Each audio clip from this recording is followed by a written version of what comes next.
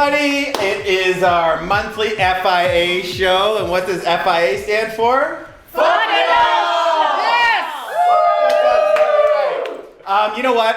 The FIA show, the reason why we do this, and it's funny, you know, when we talk about fuck it all, FIA, I met a guy at Collective Arts today, okay, our lovely sponsor. Do we love Collective Arts? Love! We've been sampling it for months, okay? But what really hit home for me with the FIA show was fear. And like when we talk about fuck it all, fuck fear, okay? And the reason why I say that is because a lot of times why people don't make moves, people don't make waves, people don't do things is because they're scared of the unknown, right? And as soon as you do it, one of the best joys in life is overcoming fear, right? And one of the reasons why we do this FIA show, why we at Mission 35 are always trying to teach and educate people is to really, at the root of it, overcome fear. Because when you overcome fear, fuck it, good stuff happens. Fuck it. Fuck it. Yeah. So who are these amazing ladies, okay? You've probably heard about them. You might have even talked to them on the phone, but I'm going to go down the line and introduce them. Down on the end, we have the wonderful office captain, Mission 35 anchor, mortgage agent extraordinaire, Brenda Williamson. Hey, Brenda! Brenda's amazing. And then we have Teresa, Google review, Franciosa, okay? That's like, we actually have to tell people that there's other people that work here because there's so many Google reviews on Teresa, so she knows her stuff. And then, last but certainly not least, C-Dog! Yeah, the one who needs no introduction, C-Dog, Chelsea Bedard. No gang signs, okay? No gang signs. Okay? But the reason why I want to have these amazing ladies here today is because they underwrite literally thousands of files a year. Like, no word of a lie, you're looking at thousands of files. And we wanted to debunk some mortgage myths, right? Because like we get phone calls every single day from people that say, I can't do this, I can't do that, right? And when we talk about overcoming fear, like they're giving up before they even started. Do you know what I mean? So, and we have an amazing audience here tonight too. So what we want to do is encourage people from the audience tonight to shout out questions when it comes down to mortgage myths, okay? So the number one, I've got a list of them here because I get them all the time. And one that I get all the time is, I'm self-employed, I'm never gonna get a mortgage. Do you guys ever hear that? Yes. Yeah. Daily. Yeah, right? Yeah. Well, and the reality is I think majority of people are self-employed now, right? I would say probably 75 to 80% of our customers are self-employed. We get more self-employed than we do actual people earning an actual income. Yeah, right? So for those guys and girls out there who are saying I'm self-employed, I can't get a mortgage, what do we do? How do we get them a mortgage? How do you guys get these thousands of mortgages done? I'll start. Okay. Okay, so I always asked for 6 months bank statements. Right. Yeah. That's awesome. Yeah. I want to see all the deposits that are going in, and then I also want to talk to them about their expenses, and we can annualize their income. Awesome. And you know what? And this is something too, because a lot of people think that it's what I show on my income taxes, right? And think, well, how much can I afford if I only declare $20,000 or $30,000 a year, but I'm actually making maybe 70, 80, or 90, right? And that's why Chelsea's saying we use the bank statements, because what we'll do is we'll annualize those deposits, right? Cool. Another one is maximum amortization is 25 years. We get this a lot too. Like, I can't amortize my mortgage over more than 25 years. Can we? Yes, we can. Yes, we can. So tell me about that. What can we do? What have you done? I'll answer this one. Yeah. So with traditional lenders, it used to be 25 years was the standard amortization, and as long as you put down 20%, you can now have 30-year amortizations. We even deal with other lenders that will actually do 35 or 40-year amortizations. Crazy, right? Crazy. And the benefit to that is when you're extending the life of the mortgage over 35 or 40 years, you're reducing the payment, makes it more affordable, right? So that's a huge, huge benefit for people out there. One of my personal favorites, it only takes a minute to get pre-approved. Bullshit! 60 seconds or less. No, I didn't say pre-approved in 60 seconds. I said 1 minute. So, is that possible? Do people get pre-approved in a minute, Tree? No. Absolutely not. No. So, it takes 2 minutes? Depends on how quickly you can get me your documents. Right. Well, and you know what? I think that's a good thing. So what expectations should people have when you get pre-approved? So they should know that, in order for us to pre-approve them and have a number that is actually matters with their realtor, is that we need their documents up front. So they're going to need either a pay stub or letters of employment, various things to. But you don't need support my their income. taxes or anything else, right? They need your income tax. Do you Absolutely. can I give you a pay stub from last year? No. What if I just tell you I make 80 grand a year? No. See, that's why you got so many Google reviews. Tell me no with a smile. I appreciate it. So if really we good. can pre-qualify based on things that you tell us on the credit application or things that you apply for, but the pre-approval is based on facts. It's based on numbers. It's based on everything that you present to your mortgage agent or broker. That's awesome, right? Good answer. Well done. Well done. Well done. High five. Yeah, collect Okay, so long story short, then basically a pre-qualify is saying that this is what you can get if you're not lying to me.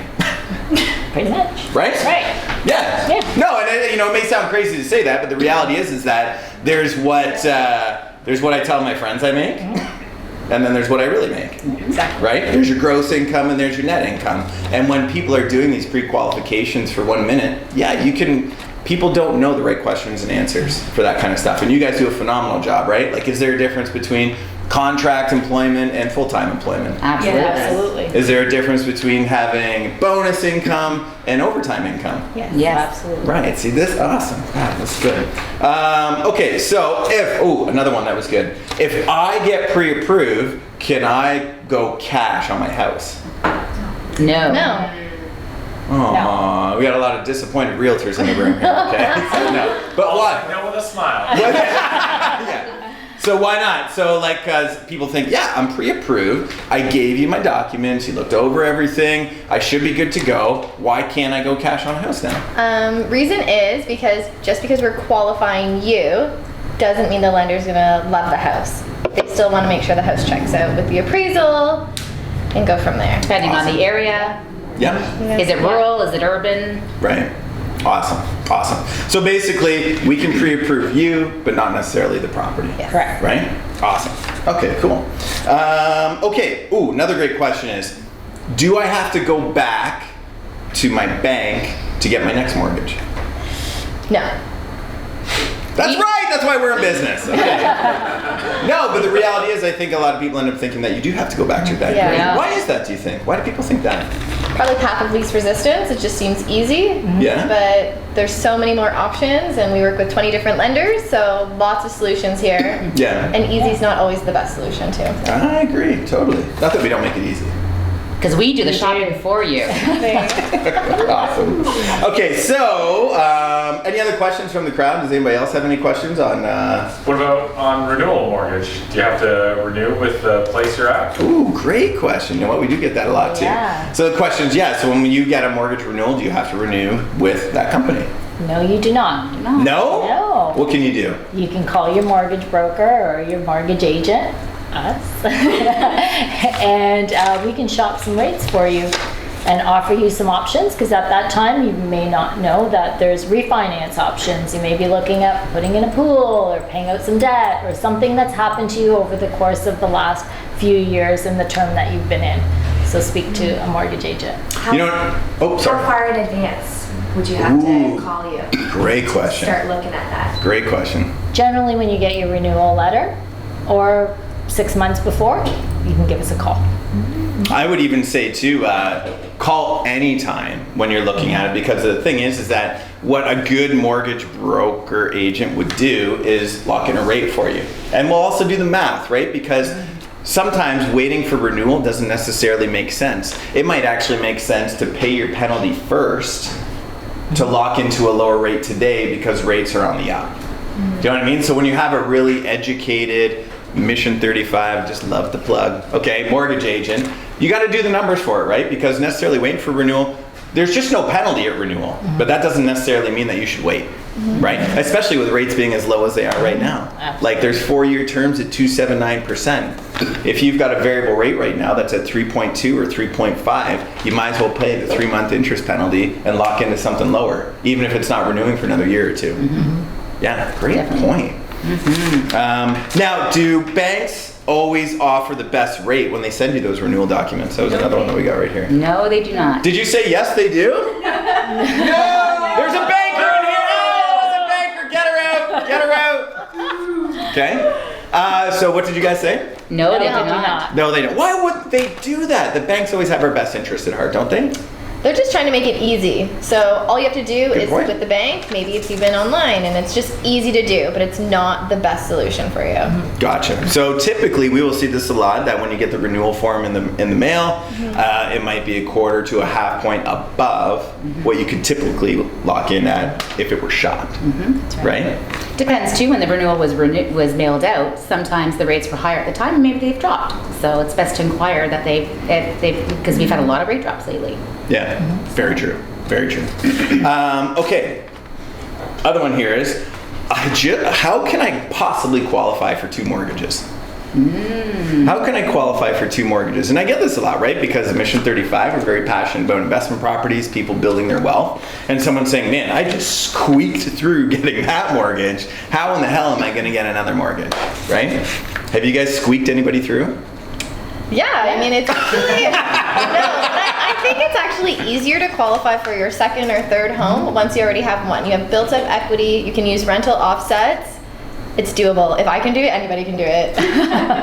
C-Dog can do it, you can do it.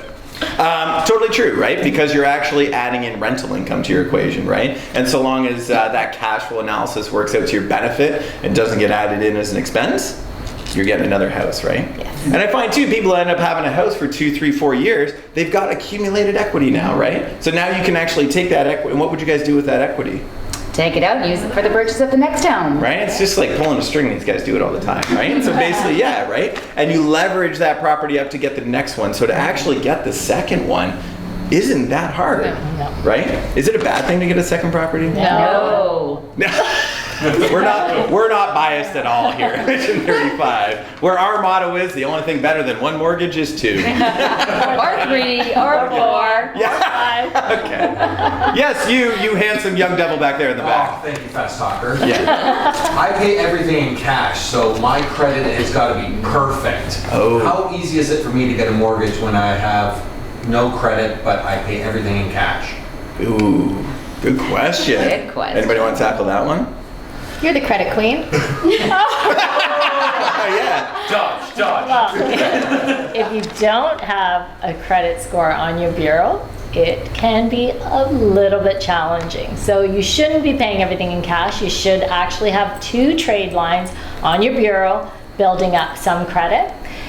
When you have those 2 trade lines, you use them to half of what their maximum are and make sure that you're paying your payments on time each and every month. And very quickly, within 6 months, you will have a credit score. Awesome. What's a trade line?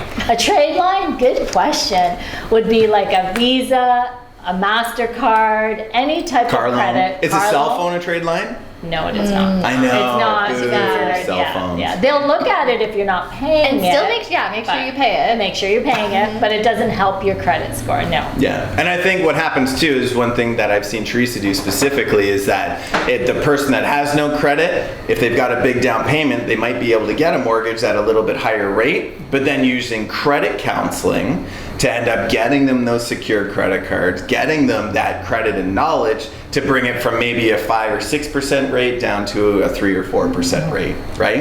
And having that sort of trajectory and that sort of solution to go through. That's a great question. Which leads me to another question that somebody said is, all of my income is tips. Baller status. Baller. Yeah. I guess it depends on the restaurant you're working at, right? All of my income is tips, right? What do I do? You can Chelsea from the keg. Yeah. No, those were good times. Those are good times. Yeah. All right. Would you like that cake size? I would love that keg size. Thank you so much. Yeah, it's It's a bigger mortgage. yeah. Again, so we touched on this. It's totally doable. We just need to see your bank statements. You want to make sure you have a nice size down payment, 20%, and the down payment can come from yourself. It could come from a gift from a family member. But it is doable. Don't be scared if you're a server. Awesome. And you know what? What should you do with your tip money. You should definitely deposit it into the bank account. Good point, right? And I think that does happen a lot where people end up, they don't know what to do with it, they get the money in, and they go spend it, right? And make it consistent. This is part of the planning process we do at Mission 35. If you have any cash component, put it in on a regular basis, right? You get $500 a week through, is that how much you get from how much would a good server get at the keg? They probably get really good money. Probably 1,000 plus. Really? Well, if you work 5 nights That's a week, awesome. yeah, like. So then if you put that $1,000 into your bank account once a week, now a lender can go and verify that and say, this is consistent, right? So as long as we have a story to tell the lender, it makes it easier to do. So definitely possible to do, right? Awesome. Okay, cool. Another question is too, should I get a car first or should I get my mortgage first? Mortgage first. Depends on the car. Why? Why is that? It could totally change your pre-approval. So you want to make sure you get pre-approved and buy the car after your house closes. Right, totally. I know we see this a lot too. We've had people come in and say, listen, I need a car for my job, I need this, I need that, but the reality is it severely affects your pre-approval in a very negative way, right? Cool. All right. Any other questions that you guys have got? Ooh, yes, sir in the back. So if I have my own business, I really want to get a low rate. So should I really, my accountant says that I should really declare a lot of income, and to get a really low rate. Is that the best thing for me to do? So just so everybody heard this, because this is a very great question, okay? And it's, should I declare more income to get a better rate? Or should I won't say commit fraud, but have that tax evasion, or just tax avoidance, we'll call it, and maybe pay higher on a mortgage? It's a great question. Let's take it. Right? So it depends. So definitely you can, as far as self-employed income, again, we take the bank statements. So it depends on what your tax bracket is. So, but I would definitely say, give us all your bank statements and we'll go through all of your deposits.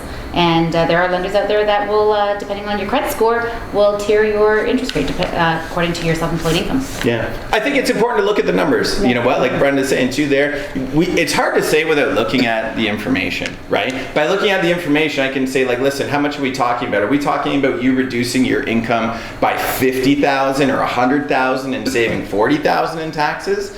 Or are you talking about declaring more and paying more? Like, what is the exact number that you're looking at changing, so we can calculate it out? Because the reality is, on an average mortgage of $400,000, if you're paying 2 points higher, that might be $8,000, right?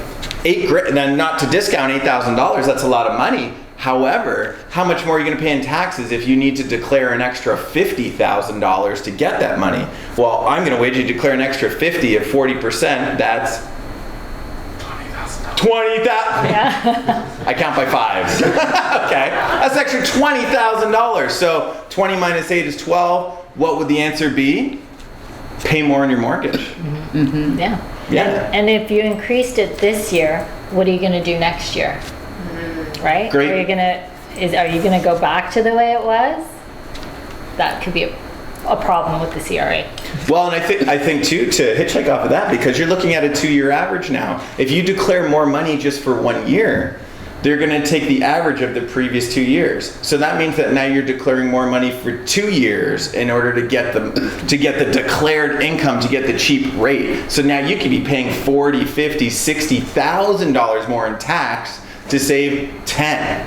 And I think we can all agree too, like we've all done some self-employed individuals lately, and the rates were amazing, like 3.89, like really good. Yeah. So Absolutely. it worked out well for them. Yeah. Good point. Yeah. Like, rates are ridiculously low right now, and I think the market's gotten even more competitive right now. For people right now that are wondering, I'm self-employed, can I get a mortgage? Yes, yes, and yes. And you're not getting screwed anymore as like what people thought in yesteryear, right? 10, 15 years ago, people used to view mortgage brokers as used car salesmen. So that's why I'm so good. That's why I love You're this approved, stuff. you're approved. Yeah. So, but the reality is that more consumers are choosing mortgage brokers now because there's more options, right? And the rates are great. They're really, really good for that. I find we put plans together for people. It's not just very transactional. It's planning for each, their wealth and their I totally agree. That's what it's all. Oh, yes. I owe income tax. Can I still get a mortgage? Ooh, great question. Okay.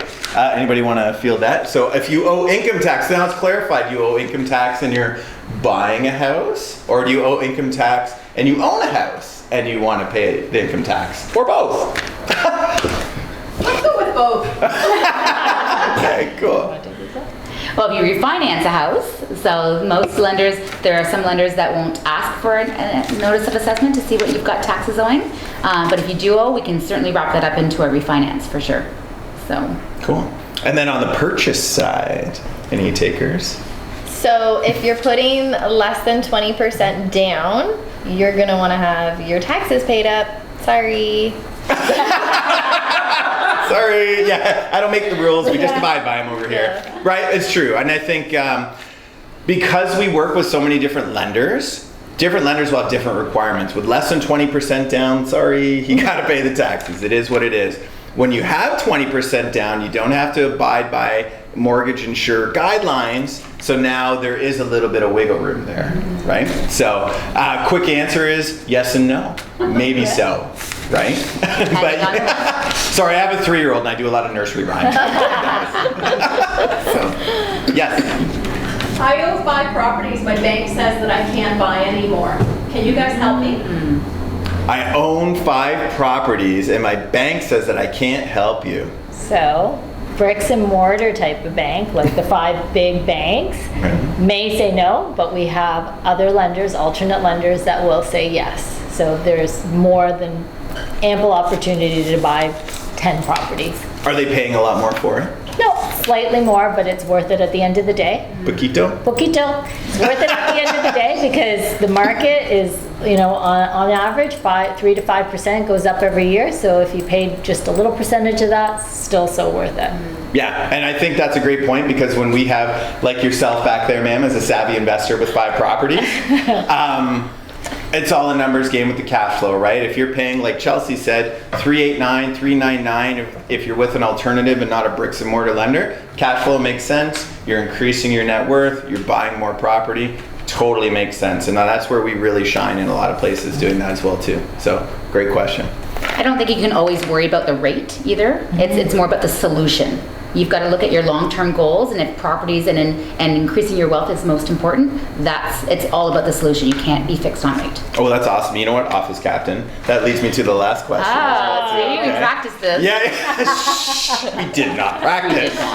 We've got Timmy on the line. Okay, is the best? Sorry, Tim. Yeah, Tim wants to know: is the best rate always the best option? Right? Because we get this all the time. And I think it's normal. Consumers clients want to get the best price. It's no different if we're shopping for anything. We get the best price. But this is the biggest investment of your life. So is the best, lowest rate always someone's best option? Let's go down the line. No. Do we want to back that up with any type of evidence? Oh, yeah. I do agree. The lowest rate doesn't mean it's the best option or solution for you. You may have some massive penalty attached to that. And there's a lot of products that offer that. So beware. Yeah, I agree. Yeah, Beware. Yeah, there's certain companies out there that we like to affectionately refer to as they have a punch in the face penalty. Because basically someone will want to punch you in the face when they see what that penalty is because it's so big. But that's written into the small print. Yeah. Right? Tree? Best rate, always the best solution? No, I got the punch in the face. Not the best Sometimes we solution. learn the hard way, I guess. Yeah. Not the best solution. It was about a $22,000 punch in the face. Yeah, because life changes, right? So when life's changing and you need to move on and you need to move out and get something else, it's not always the best solution, right? It may seem like it today, but think about it. And I know, Teresa, you do a lot of our investor clients as well, too. Is it better to get a cheaper rate without a line of credit or maybe pay a marginally higher rate sometimes with a line of credit? Pay a marginally higher rate with a line of credit. Why? Because you have options. Because that, it gives you options, and as I said, life's changing. You're able to pull on that line of credit and use it at your will. Awesome. OC, office captain, best rate, best solution all the time. What do So you I think for me, I always delve a little bit more into goals, especially if you're buying rental properties. How long, other than you should keep and hold. Yeah. But if your goal is to flip or to maybe it's only like a 2-year plan.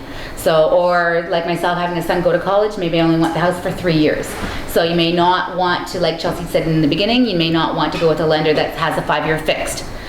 You may want to go variable because that's the 3-month penalty is all the bricks and mortars and other lenders can charge. So it really depends on your goal.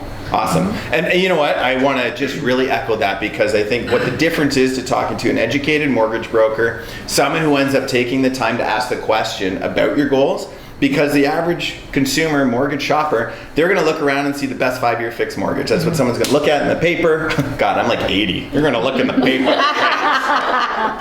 Oh my God, look at the paper, okay? Maybe they'll go online too, okay? Jeez. With the paper that's Don't let my online. daughter see this, okay? All right. But you're going to go online and find the cheapest rate, right? And they'll say 5-year fixed. They'll call up somebody who will be an order taker, won't ask any other questions, and say, this is the best rate. They'll be super happy about it, but then all part of the plan was I'm going to sell in 3 years. Now you could have got a 3-year fixed rate, which would have been better had someone asked a question ahead of time. Just one fucking question, right? What kind of question? It's in the name. It's in the name. Okay, so if you guys have any other questions, concerns, please reach out to Mission 35 Asian. Our goal is to help you make educated, powerful decisions at the end of the day. Okay, so tune in next month. Something special's coming next month. Yeah. They don't know what because I don't know what. Okay, so make this a fabulous day. Thank you so much.